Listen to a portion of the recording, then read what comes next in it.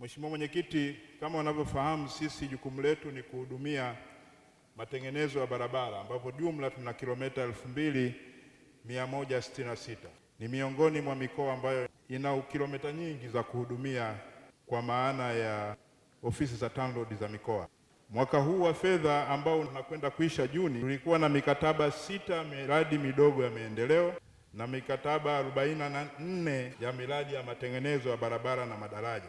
Lakini Mheshimiwa Mwenyekiti, kama unavyofahamu, ukiacha jukumu letu kubwa la matengenezo ya barabara na madaraja, lakini tunasimamia ukarabati mkubwa na ujenzi wa barabara, madaraja na viwanja vya ndege, ambapo katika mkoa wetu wa Ruvuma tumeweza kukamilisha miradi ya barabara Mbinga Mbamba Bay wenye jumla ya kilomita 66. Tumeweza kujenga daraja la Ruhuhu lenye urefu wa mita 98. Pia tumeweza kufanya ukarabati na ujenzi wa kiwanja cha ndege cha Songea ambacho sasa kinatumika. Pia kuna miradi inayoendelea. Tunatekeleza ujenzi wa barabara ya Kitai Lituhi mpaka Ndumbi, ambapo mradi ule unatekelezwa kwa awamu 3. Awamu ya kwanza ilikuwa kilomita 5 ambazo zimekamilika kutoka Kitai mpaka Amani Makolo. Sehemu ya pili ni Amani Makolo Luanda, kilomita 35 ambazo zinaendelea na utekelezaji wake umefika zaidi ya 40% kwa sasa. Pia kuna sehemu ya 3 ya ujenzi wa kiwango cha lami kuanzia Luanda mpaka Lituhi. Kandarasi yupo, lakini tunajua changamoto, hajaanza kazi kwa sababu bado hajalipwa advance payment. Lakini pia tunajenga barabara Ikurufusi Mkenda. Kama unavyofahamu, barabara hili inatuunganisha sisi na wenzetu wa Msumbiji. Tayari tumepata mkandarasi wa kujenga kilomita 60 za mwanzo na tumeshamkabidhi site.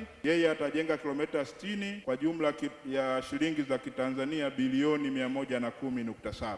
Naye toka tumemkabidhi site Septemba mwaka jana bado hajaanza kazi kwa sababu hajalipwa advance payment. Tuna barabara ya Songea bypass na pamoja na Songea Lutukila. Taarifa ya sasa hivi kwamba mkandarasi yupo, ameshafika Songea na kwako alishakuja kuripoti, na habari njema kwamba sehemu ya market payment yake na sehemu mbili, sehemu ya dola na sehemu ya Tanzania shillings. Kwa sehemu ya dola tayari ameshalipwa, kwa maana hiyo anatakiwa kuanza kazi wakati wote. Sasa hivi yupo kwenye grace period ya miezi 3 ambayo anafanya mobilization ya staff pamoja na equipment. Baada ya miezi hii 3 tunategemea kazi itaanza on site. Lakini mheshimiwa, unajua pia tunajenga daraja la Mkili na Mitomoni. Daraja la Mkili limekamilika kwa 100% na tulipanga siku 2 hizi twende tukafungue rasmi kwa maana ya magari kupita juu ya daraja.